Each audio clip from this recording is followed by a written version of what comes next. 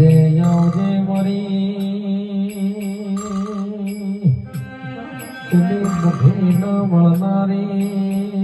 ડાલજમાં પેલા મુખીના ઘેર લાડવા ખાવાના દીધા હોય છે હર બોલવાના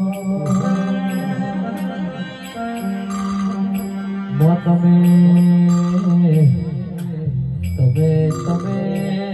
પેલા મુખીના જીવનનો વિહલૈના